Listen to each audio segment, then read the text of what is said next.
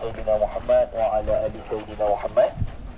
Alhamdulillah, kita diberikan rezeki oleh Allah Subhanahu wa taala untuk berada di satu tempat yang penuh nostalgia ataupun penuh bersejarah, iaitu tempat Nabi sallallahu alaihi wasallam waktu ketika mana perang Uhud. Nabi sallallahu alaihi wasallam berundur ke belakang, yang di backup oleh para sahabat ketika tersebut, yang ada Sayyidina Ali, ada Sayyidina Abu Bakar, kemudian ada juga Talhah, Sayyidina Talhah. Waktu tersebut Nabi memilih untuk berundur, dan waktu tersebut Nabi dah luka dan bahagian gigi sana yang Nabi juga dah patah. Dan Nabi ke belakang, di sinilah tempat Nabi panjat. Di atas ni lah tempat Nabi panjat. Waktu tersebut Nabi tak larat. Sebab apa? Sebab Nabi memakai 2 baju besi, dan waktu tersebut Nabi juga dah luka. Dan waktu Nabi nak naik, Nabi dipimpin oleh Sayyidina Ali. Dan waktu nak naik juga, Nabi tak larat juga. Tapi apa yang dibuat oleh Sayyidina Talhah? Sayyidina Talhah membungkukkan badan, lalu barulah panjat ke atas Sayyidina Talhah, dan Nabi naik ke atas dibantu oleh Sayyidina Ali. Dan waktu tersebut Nabi mengatakan aujaba Talhah, wajiblah ke atas Talhah. Bila sebut wajib ke atas Talhah, banyak ada kata wajib syurga bagi Talhah, ada kata wajib kebaikan bagi Sayyidina Talhah. Jadi Nabi naik di atas. Lepas dah berapa waktu Nabi naik atas, dapat juga desakan daripada kaum kafir Quraisy kita tersebut yang nak serang juga Nabi. Tetapi waktu tersebut ada Sayyidina Umar. Sayyidina Umar backup Nabi, dan daripada atas lah, kalau lah mereka naik, jadi akan dibantai oleh orang Melayu pula, dibantai oleh Allahumma salli ala Sayyidina Muhammad, dibantai oleh sahabat Nabi sallallahu alaihi wasallam. Sufyan ni sebelum memeluk Islam. Kan yang sebelum memeluk Islam antaranya Abu Sufyan, kemudian antaranya Sayyidina Khalid Al-Walid. Jadi Abu Sufyan di sinilah Abu Sufyan jerit. Abu Sufyan mengatakan, summa qala afil qaumi Muhammadun, adakah pada kamu Muhammad? 3 kali dia jerit, afil qaumi Muhammad, afil qaumi Muhammad. Rasulullah kata kepada sahabat, jangan jawab. Kemudian cakap pula, kemudian Sayyidina Abu Sufyan mengatakan, afil qaumi Ibnu Abi Quhafah, pada kaum kamu ada Sayyidina Abu Bakar? Senyap. 3 kali Sayyidina Abu Sufyan mengatakan, pada kaum kamu ada Ibnu Abi Quhafah? Senyap juga. Sampai 3 kali Rasulullah kata jangan jawab. Kemudian kali ketiga Sayyidina Abu Sufyan jerit lagi, afil qaumi Ibnu Al-Khattab, pada kaum kamu ada Sayyidina Umar? 3 kali dijerit, kemudian senyap juga. Rasulullah kata jangan jawab. Kemudian barulah Sayyidina Abu Sufyan mengatakan waktu tersebut, U'lu Hubal, mengatakan tingginya Hubal. Hubal tu adalah sembahan patung waktu zaman tersebut. Mereka menyembah Hubal, selain pada Hubal, Uzzah. Kemudian waktu tersebutlah Rasulullah perintah sahabat untuk mengatakan pada Abu Sufyan bahawa jawab sesuatu apa yang dikatakan oleh Abu Sufyan. Kemudian sahabat menanyakan, nak jawab apa ni Rasulullah? Rasulullah mengatakan waktu tersebut, jawablah Allah wa'ala wa ajal. Allah itu lebih maha kuasa, lebih maha tinggi. Kemudian Abu Sufyan tak berhenti juga, dia bercakap juga, kemudian mengatakan innalanal uzza wala uzza lakum.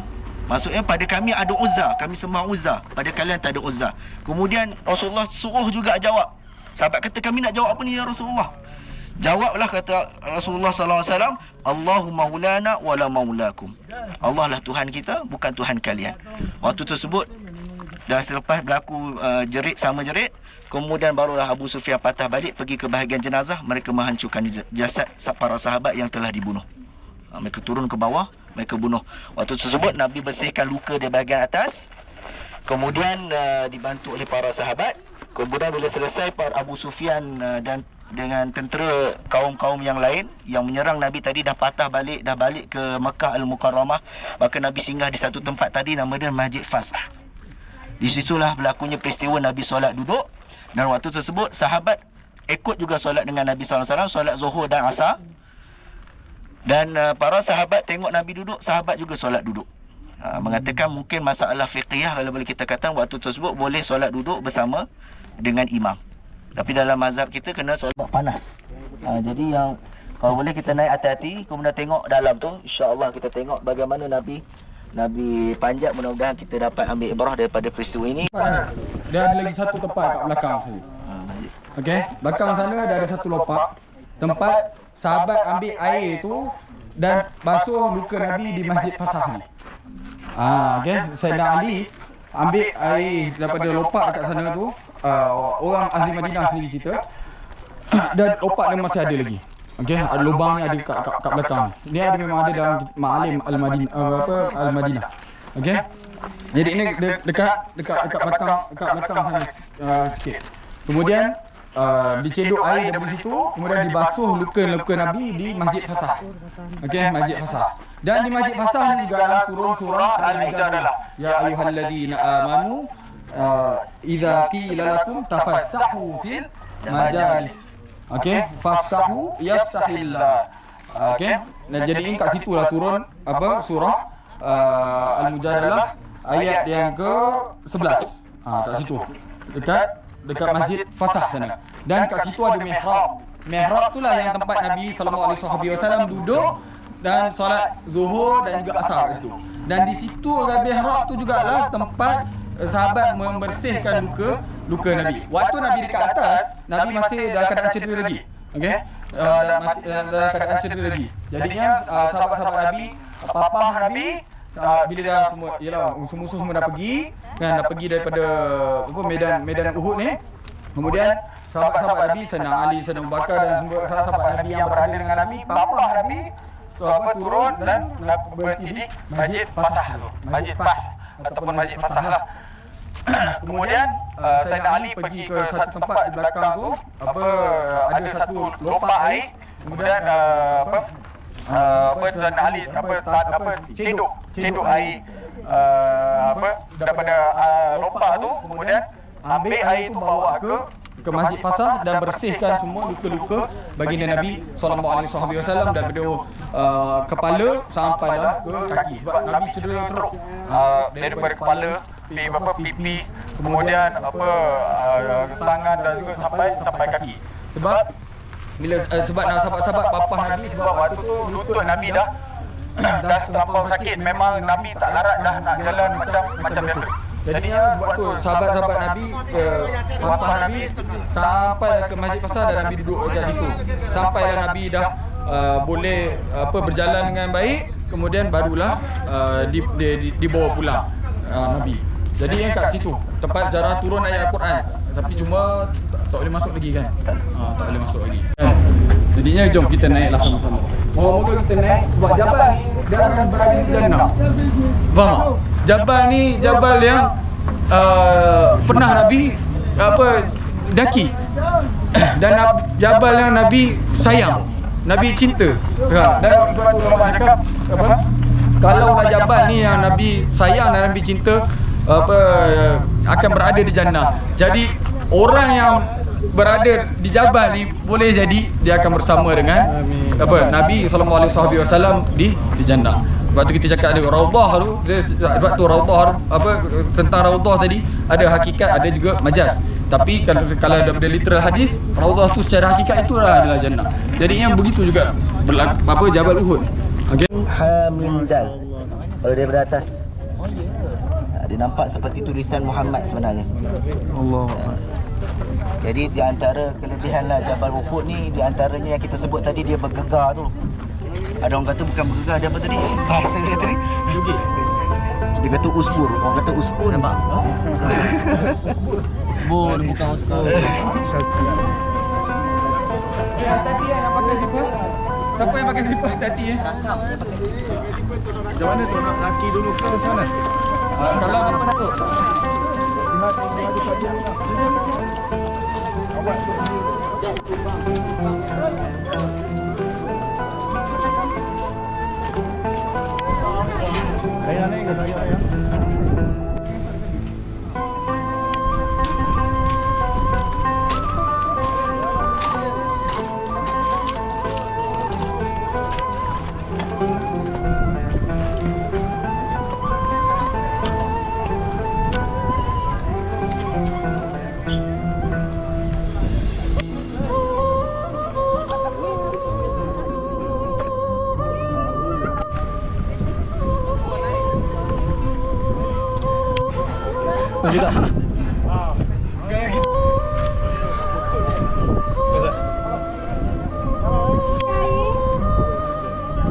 Boleh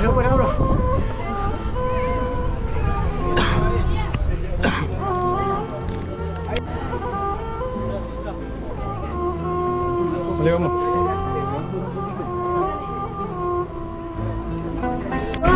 Sini dia sini. Mana? Satu. Tiga. Saya ingat sekali Satu. kami dah sampai ke tempat Nabi berehat di atas tu. Tinggal lagi tak tentik kat sini ya. Dah sampai di Gunung Uhud, tempat Nabi berehat, bersandar. Situ ada pelajar cuba manjat menengok. Dia jejak Rasul ni. Dia jejak Rasul. Uish. Maaf. Tak ada tolong pegang.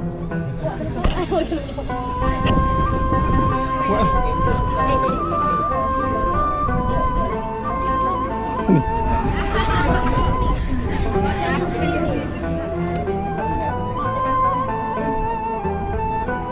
Tak berani ya. Dia. Kamu dia bisa tak buat batu dia ni ya. Ayolah ya. Tahan Zat.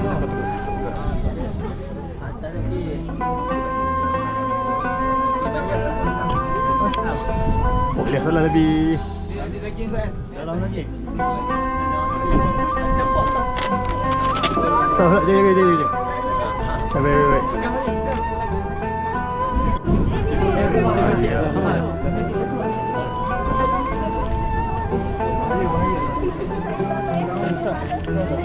Baik.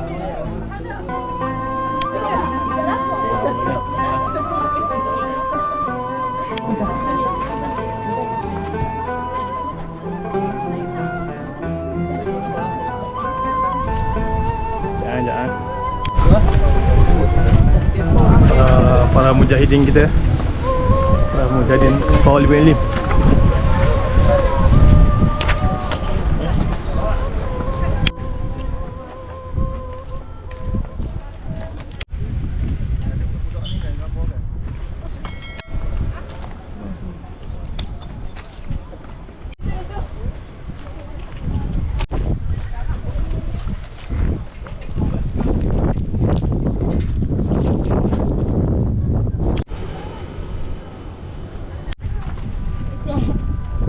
Siap pakai telaju. Haus berbau fisik.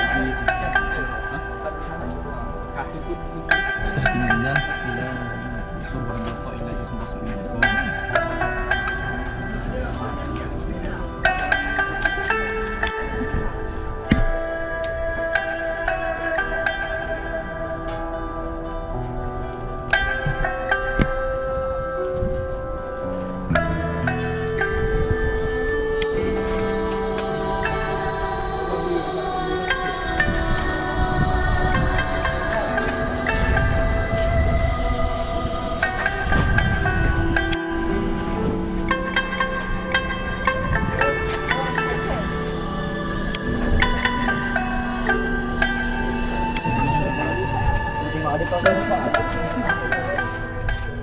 Uhud.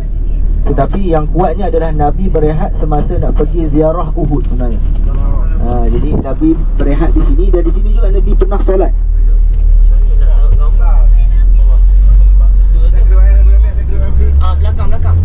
Belakang. Dia dekat sini di tempat kabilah Bani Harithah. Di sini kabilah Bani Harithah minal Aus. Boleh dapat tak? Jadi ini Masjid Mustarah, tempat Nabi berehat untuk pergi berperang Uhud. Tapi yang kuatnya adalah Nabi berehat ketika mana ingin pergi ke Uhud untuk ziarah syuhada Uhud. Itu yang kuatnya. Bismillahirrahmanirrahim. Assalamualaikum warahmatullahi wabarakatuh. Bismillahirrahmanirrahim. Allahumma salli ala yang bersejarah yang Nabi pernah singgah di masjid ini. Masjid ini adalah Masjid Syaikhan. Disebutkan juga dengan nama Masjid Dir'. Disebutkan juga dengan nama yang lain Masjid Al-Bada'i. Tapi Masjid Syaikhan, sebab apa dinamakan dengan Syaikhan?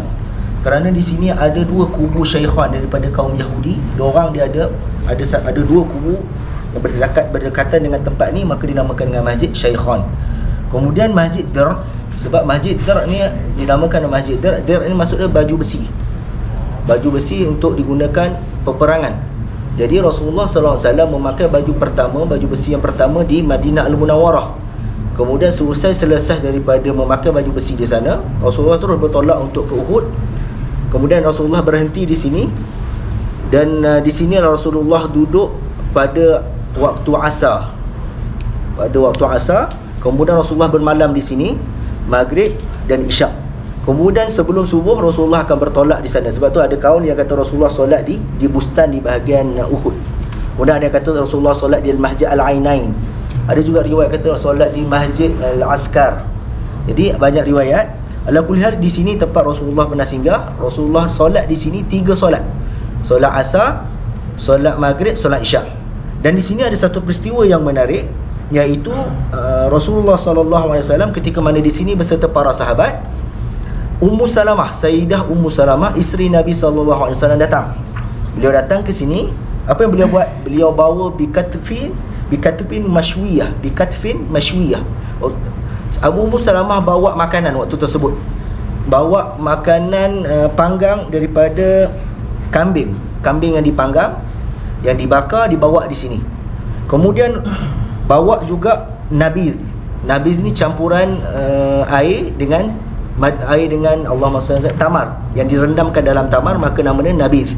Di sinilah Rasulullah makan yang makanan tersebut dan minum air daripada yang dibawa oleh Ummu Salamah.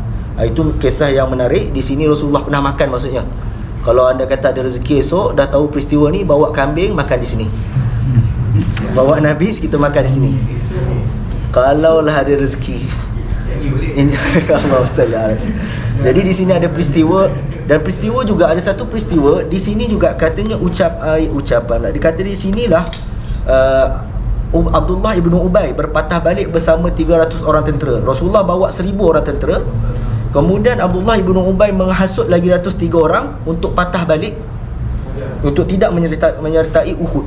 Di sinilah maksudnya kaum munafikin, mereka terkena mereka berpaling daripada Rasulullah untuk pergi ke Uhud berperang ketika tersebut, dan mereka merasa takut kaum muslimin tak menang. Tapi kalau orang munafikin yang disebut pada zaman Rasulullah adalah kaum munafikin yang hakikatnya nampak seperti Islam, tapi hakikatnya dalamnya tidak Islam. Mereka berpatah balik. Mereka patah balik sana. Kemudian barulah Rasulullah meneruskan, walaupun 700 orang, Rasulullah pergi juga untuk berperang. Di sini peristiwanya. Di sini tempat berlakunya peristiwa yang saya sebut tadi. Antaranya adalah makan kambing yang dibakar, kemudian minum nabiz. Di sini tempat Rasulullah SAW memakai baju besi. Dan yang ketiga, Rasulullah pernah berlakunya peristiwa Abdullah bin Ubay patah balik bersama 300 orang tentera. Itu peristiwa dia. Wallahu ta'ala a'lam. Asar, maghrib dan isyak. Jom kita selesai. Kemudian baru kita bergerak di tempat lain. Kerja perang. Ya.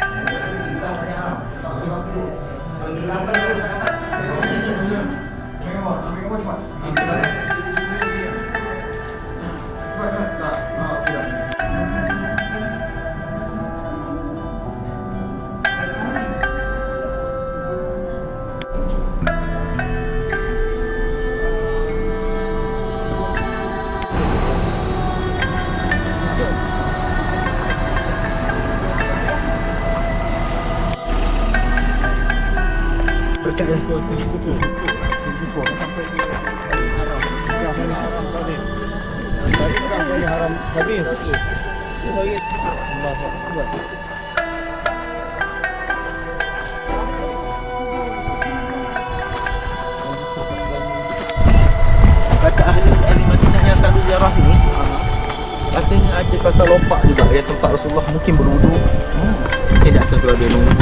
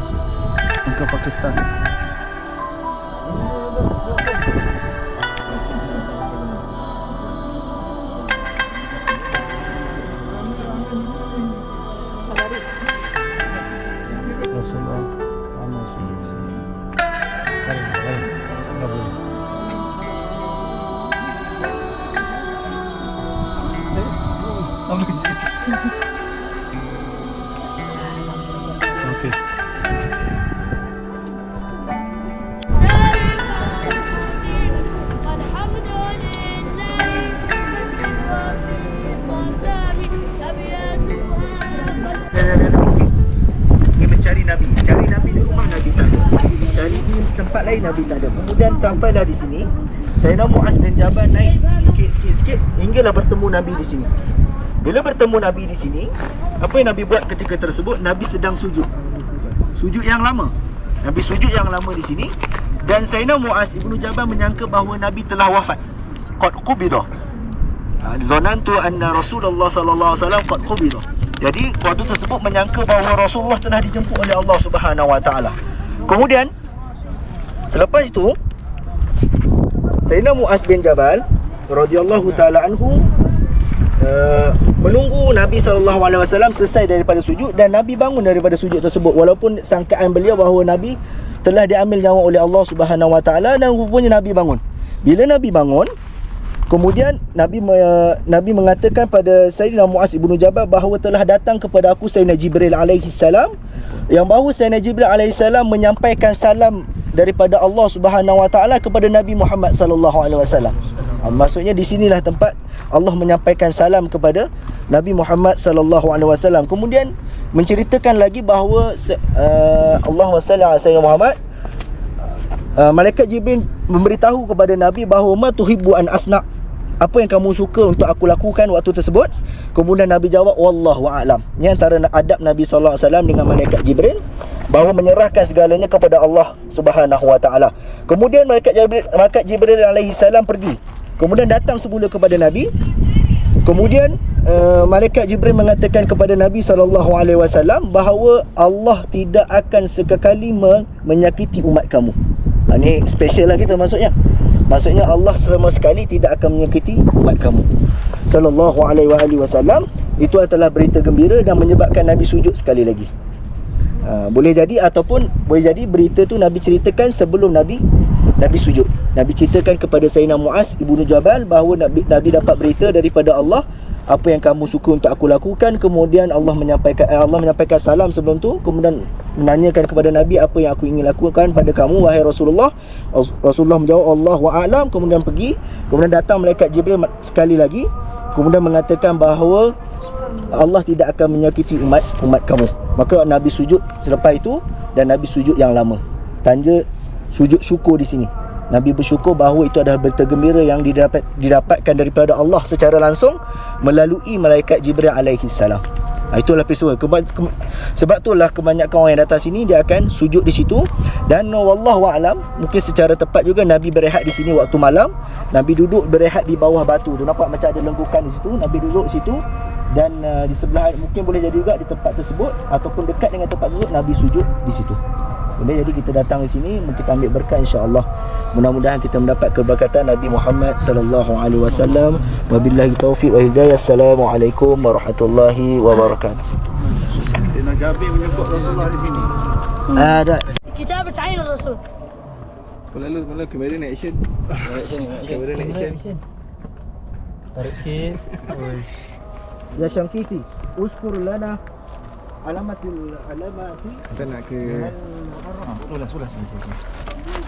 kita akan tempat Nabi wuduk mengambil berkat sallallahu alaihi wasallam. Sama. في رواية كان النبي صلى الله عليه وسلم رجل هناك مربع أحمر. Okey, kita balik daripada Uhud tadi. Sekarang ni kita pergi ke Masjid Nabawi. Kita nak ziarah Nabi Muhammad sekejap. Kemudian kita beli barang lah. Jom. Dengan kaki dia. Enggak apa-apa terluka mah cepat ke hospital tu. Sekarang ni kita berjalan dengan CD Ustaz Haidar Anwar dan Haris serta Kak Nur. Pusing-pusing tawaf Masjid Nabawi dan cari barang-barang keluar sebelum kita meninggalkan Madinah beberapa hari lagi kan. Dia tadi dah dirobohkan dah. Yang tempat apa Ustaz Nur? Ya. Tempat apa ni? Ini yang kata tempat untuk beli barang harga murah lah di sini. Apa nama tempat ni? Oh, saya tak ingat nama tempat ni apa. Apa nama tempat ni, Farid?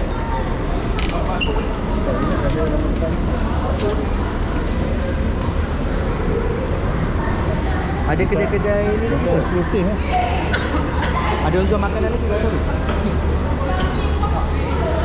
Alah, Ustaz Farid makanlah nasi betul. Ha? Maggi tu dia tiba. Tak lah. Lupa lah.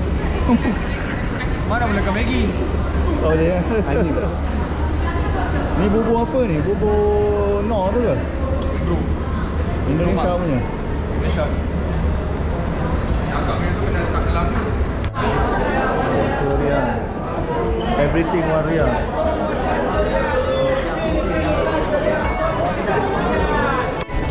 Ha, tengok dah. Tak muat dah.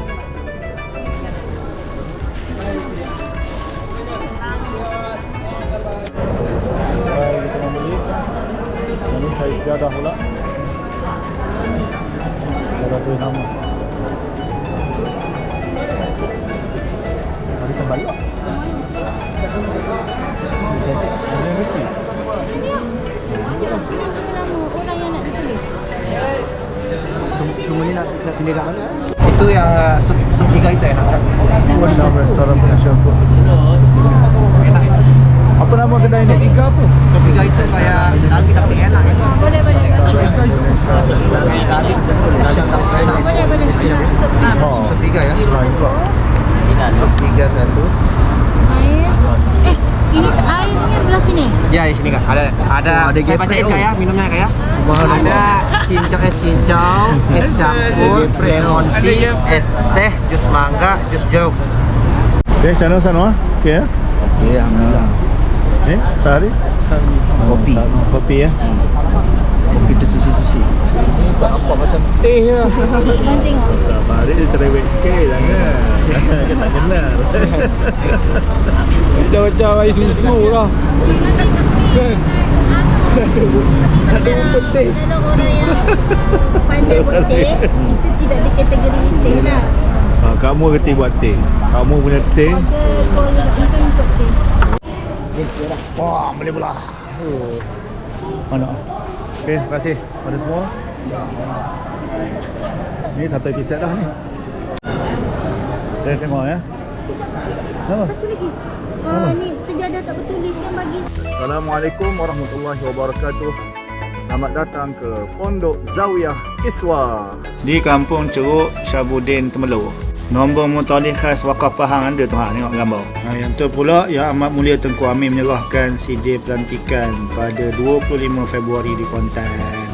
Tu pula pagar dan pintu gerbang dah siap hasil wakaf hokma. Dan ni pula tempat gua tunjuk tu nak menyiapkan surau Pondok Zawiyah. Projek ni anda dalam portal Wakaf Pahang. Dapat potongan cukai hasil. Sila ke bayar.